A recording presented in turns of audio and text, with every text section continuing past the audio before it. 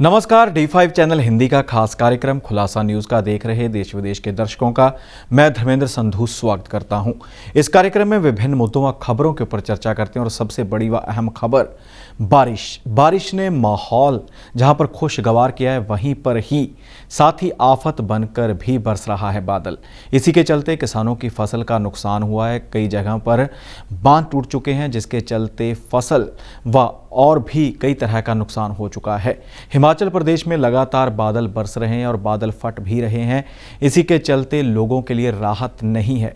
थोड़ा सा राहत कार्य बढ़ाए जाते हैं तो उसी के चलते ही और तेज़ बारिश आ जाती है। पंजाब हरियाणा की बात की जाए तो पंजाब हरियाणा में भी लगातार बारिश हो रही है और कई जगहों पर पेड़ भी गिर चुके हैं। काफ़ी नुकसान हुआ है, लोगों के पुराने घर टूट चुके हैं और इसके अलावा साथ ही कई जगहों पर जानी व माली नुकसान भी हुआ है। और हिमाचल प्रदेश में 19 और 20 को ऑरेंज अलर्ट जारी किया गया है, यानी कि 19 व 20 को हिमाचल प्रदेश में भारी बारिश हो सकती है, संभावना जताई जा रही है। और साथ ही प्रशासन की ओर से यह भी कहा गया है कि नदी नालों से दूर रहें और सुरक्षा को यकीनी रखें। किसी तरह की कोई भी ऐसी अनदेखी ना करें जिससे आपको लेने के देने पड़ जाएं। आपको बता दें कि हिमाचल के साथ साथ पंजाब, हरियाणा व अन्य राज्यों में भी बारिश लगातार जारी है। राष्ट्रपति चुनाव को लेकर सियासत पूरी तरह से गर्मा चुकी है। इसी के चलते नामांकन पत्र भी भरे जा चुके हैं, जिसके चलते द्रौपदी मुर्मू प्रत्याशी हैं राष्ट्रपति पद के। और साथ ही अब एनडीए ने जगदीप धनखड़ को भी चुनाव मैदान में उतार दिया है उपराष्ट्रपति के पद के लिए। और जगदीप धनखड़ पश्चिमी बंगाल के राज्यपाल हैं। आपको बता दें कि इससे पहले जो विपक्षी दल हैं, उन्होंने यशवंत सिन्हा को चुनावी मैदान में उतारा है राष्ट्रपति पद के लिए। और आपको बता दें कि लगातार इसी के ऊपर सबकी नज़रें टिकी हुई हैं कि कौन जीतेगा, कौन हारेगा और देश को कौन सा नया राष्ट्रपति मिलेगा। आपको यह भी बता दें कि वोटिंग होने वाली है, वोटिंग होगी और वोटिंग में फैसला हो जाएगा कि कौन जीतता है, कौन हारता है। सभी की नज़रें अब इसी पर ही टिकी हुई हैं, क्योंकि रामनाथ कोविंद का कार्यकाल समाप्त होने वाला है, जो हमारे माननीय राष्ट्रपति हैं, और इसके बाद नए राष्ट्रपति का चुनाव होगा। और आपको बता दें कि इसी के चलते कैप्टन अमरिंदर सिंह, जो पंजाब के पूर्व मुख्यमंत्री हैं, उनका नाम भी काफ़ी चर्चा में आया था कि उन्हें उपराष्ट्रपति पद के लिए प्रत्याशी के रूप में खड़ा किया जा सकता है। लेकिन इन खबरों के ऊपर विराम लग चुका है, क्योंकि जगदीप धनखड़ को इस पद के लिए प्रत्याशी बनाया जा चुका है। उपराष्ट्रपति पद के लिए जगदीप धनखड़ चुनावी मैदान में हैं। डेरा प्रमुख राम रहीम, जो पैरोल पर बाहर आए हुए हैं, उनको उम्र कैद की सज़ा हो चुकी है। इसके चलते वो सुनारिया जेल में बंद थे। रोहतक की सुनारिया जेल में वो वापस जाएंगे। उनकी आज पैरोल समाप्त हो जाएगी। 17 जुलाई का दिन है, तो आज का दिन उनका आखिरी दिन है पैरोल का। शाम तक वो पैरोल पर हैं। इसके बाद अब देखना होगा कि वो शाम तक ही सुनारिया जेल में जाते हैं या फिर कल वो, यानी कि सोमवार को पहले दिन ही, सप्ताह के पहले दिन ही खुद जाकर पेश होते हैं, क्योंकि उनको पेश होना पड़ेगा। और उत्तर प्रदेश के एक आश्रम में वो 1 महीना रहे हैं, जहां पर उन्होंने सत्संग भी किया। और जाते जाते उन्होंने एक अपने भक्तों के लिए, अपने प्रेमियों के लिए एक गीत भी गाया है, जो गीत 7-8 घंटे में ही 1 करोड़ से ज़्यादा लोग देख चुके हैं। और इसी के चलते ही लगातार उसको शेयर भी किया जा रहा है। और इससे पहले भी वो 1 महीने की पैरोल पर आ चुके हैं। गुरुग्राम के एक आश्रम में वो ठहरे थे और दूसरी बार उन्हें पैरोल दी गई है। अब देखना होगा कि वह कब दोबारा सुनारिया जेल में पहुंचते हैं। आपको बता दें कि कई मामलों में डेरा मुखी राम रहीम लगातार कोर्ट का कानून का सामना कर रहे थे और इसी के चलते उन्हें सज़ा हुई थी और रोहतक की सुनारिया जेल में उन्हें रखा गया है। अगर आप भी पंजाब में रहते हैं और व्हीकल चलाते हैं तो आपको सावधान होना पड़ेगा, सतर्क रहना पड़ेगा। अपने कागजात, अपने व्हीकल के, चाहे वो 2 व्हीलर है, 3 व्हीलर है, 4 व्हीलर है, उसके कागजात पूरे रखने पड़ेंगे, क्योंकि नया नोटिफिकेशन जारी हो चुका है। उस नोटिफिकेशन के मुताबिक भारी भरकम जुर्माने व साथ ही और भी कई प्रावधान कर दिए गए हैं, जिसके चलते आपको समस्याओं का सामना करना पड़ सकता है। इसी के चलते बात की जाए तो ओवर स्पीड के लिए 1000 रुपये जुर्माना भरना पड़ेगा अगर आप ओवर स्पीड से गाड़ी चला रहे हैं। और साथ ही दूसरी बार अगर आप पकड़े जाते हैं तो आपको 2000 रुपये जुर्माना भरना पड़ सकता है। और साथ ही आपका जो ड्राइविंग लाइसेंस है वो 3 महीने के लिए सस्पेंड किया जा सकता है।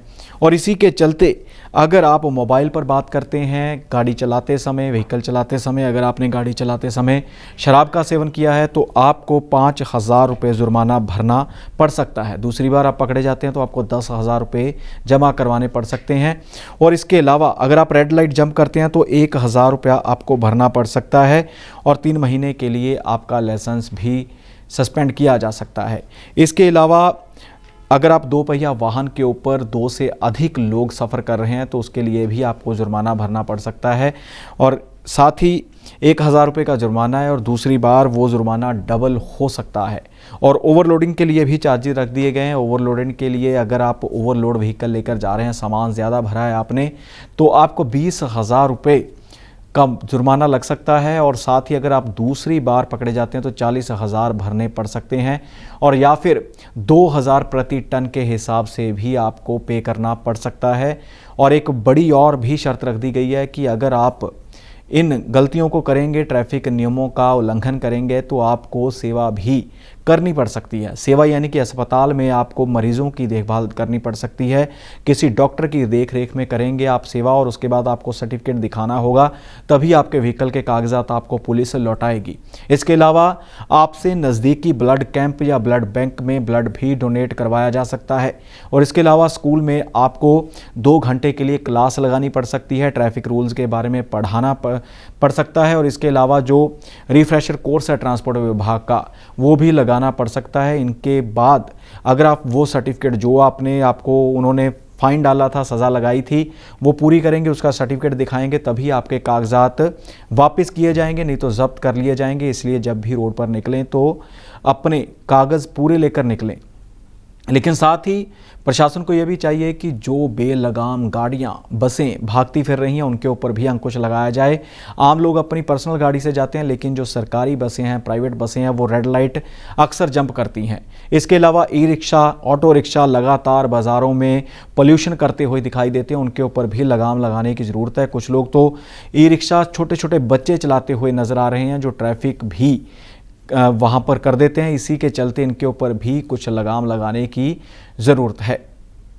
पुलिस ने एक ऐसे गिरोह का भंडाफोड़ किया है जो लग्जरी गाड़ियां चुराता था और इन लग्जरी गाड़ियों को चुराने के बाद बिहार में पार्क किया जाता था। बिहार में जाकर वहां पर पब्लिक पार्किंग में या फिर किसी बस स्टैंड या अस्पताल की पार्किंग में, रेलवे स्टेशन की पार्किंग में उस गाड़ी को खड़ा किया जाता था। जब तक मामला शांत नहीं होता था तब तक वहीं पर ये गाड़ियां पार्क रहती थी। जब मामला शांत हो जाता था उसके बाद जो ग्राहक थे नए, उनकी तलाश शुरू कर देते। ये गैंग के सदस्य 3 लोगों को गिरफ्तार किया गया है जो हरियाणा के सोनीपत से संबंधित हैं। इनसे और भी पूछताछ की जा रही है और इनकी निशानदेही के ऊपर ही पुलिस ने 7 गाड़ियां बरामद भी कर ली हैं। आपको बता दें कि इनका 9 दिन का रिमांड भी हासिल किया है। इस रिमांड के दौरान और भी खुलासे हो सकते हैं। और ये लोग गाड़ियां चोरी करते थे चंडीगढ़, पंचकुला और मोहाली से। जो बड़े शहर हैं, मोहाली चंडीगढ़ हरियाणा व पंजाब की राजधानी है। मोहाली साथ में पूरा इंडस्ट्रियल एरिया लगता है और पंचकुला भी काफ़ी विकसित है। तो इन इलाकों में ही ये लग्जरी गाड़ियां चोरी करते थे और इन्हें बिहार पहुंचा देते थे, जहां पर इनकी बाद में बोली लगती थी, इन्हें बेच दिया जाता था। भारतीय खिलाड़ी मुरली श्रीशंकर ने कारनामा कर दिखाया है। वर्ल्ड एथलेटिक्स चैंपियनशिप चल रही है, उसमें उन्होंने फाइनल के लिए क्वालिफाई किया और वो पहले पुरुष खिलाड़ी बन चुके हैं इस चैंपियनशिप में फाइनल तक पहुंचने वाले। इससे पहले एक महिला खिलाड़ी थी जिन्होंने 2003 में पेरिस में कांस्य पदक जीता था, जिनका नाम था अंजू बॉबी जॉर्ज। वो पहली भारतीय महिला बनी थी जिन्होंने इस चैंपियनशिप में फाइनल के लिए क्वालिफाई किया था। लेकिन अब मुरली श्रीशंकर ने भी ये रिकॉर्ड नया बना दिया है और पहले पुरुष बन चुके हैं, खिलाड़ी एथलीट ऐसे बन चुके हैं जिन्होंने लॉन्ग जंप में क्वालिफाई किया है और 8 मीटर का लॉन्ग जंप लगा दिया। 8 मीटर से भी कुछ ज़्यादा ही पॉइंट्स का उनका लॉन्ग जंप है। अब देखना होगा कि फाइनल में उनको कौन सा मेडल मिलता है, क्या जीत हासिल करते हैं। लेकिन भारत के लिए नई उम्मीद है, मेडल आने की उम्मीद जाग चुकी है विश्व एथलेटिक्स चैंपियनशिप में। खुलासा न्यूज़ का में फिलहाल इतना ही। मुझे यानी धर्मेंद्र संधू को दे इजाज़त। धन्यवाद।